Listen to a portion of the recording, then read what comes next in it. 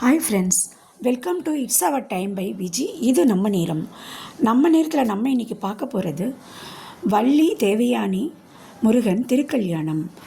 வள்ளி தேவயானி முருகன் திருக்கல்யாணம் என்பது தத்துவ விளக்கமாக பார்க்கும் பொழுது இச்சாசக்தி, கிரியாசக்தி, ஞானசக்தி இந்த மூன்று சக்திகளும் ஒன்றிணைவதை குறிக்கும். வள்ளி என்பது இச்சாசக்தி. இச்சை என்றால் ஆசை. நாம் எது ஒன்றையும் அடைய முதலில் அதன் மேல் ஆசைப்பட வேண்டும். தேவயானி என்பது கிரியாசக்தி. ஆசைப்பட்டால் மட்டும் போதுமா? அதை அடைய முயற்சி செய்ய வேண்டும், வினைகள் செய்ய வேண்டும். ஆசைப்பட்டு அதற்குரிய முயற்சிகள் செய்து அதுவும் அறிவுடன் செயல்பட்டால்தான் நாம் நினைத்ததை அடைய முடியும். இந்த ஞான சக்தி தான் முருகன் சொரூபம். அதனால் முருகனுக்கு இரு மனைவியர் என்ற அர்த்தம் கிடையாது. வேலுண்டு வினையில்லை, மயிலுண்டு பயமில்லை, குகனுண்டு குறையில்லை, கந்தன் உண்டு கவலை இல்லை. திருக்கல்யாணி காட்சியை வீடியோவில் பார்க்கலாம்.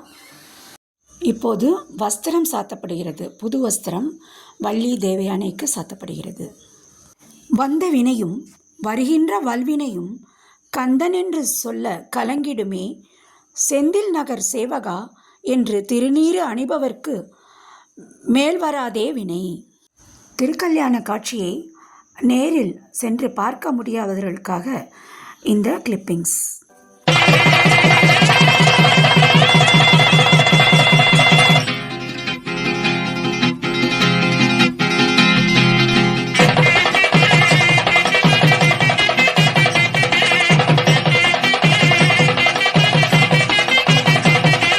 திருமணமாம் திருமணம், தெய்வ யானை திருமணம், திருப்பரங்குன்றத்திலே தேன் தமிழ் மன்றத்திலே திருமணமாம் திருமணம், தெய்வ யானை திருமணம்.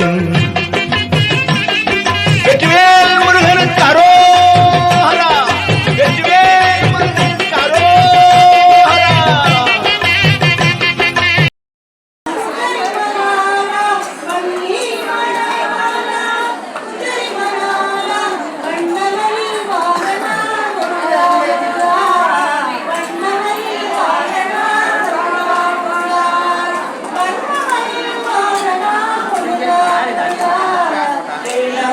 திருமணம் முடிந்த கையோடு மன மகிழ்ச்சியுடன் வள்ளி தேவயானியுடன் மயில் வாகனத்தின் மீது ஏறி முருகன் நகர்வலம் செல்ல தொடங்கிவிட்டார். நன்றி, வணக்கம்.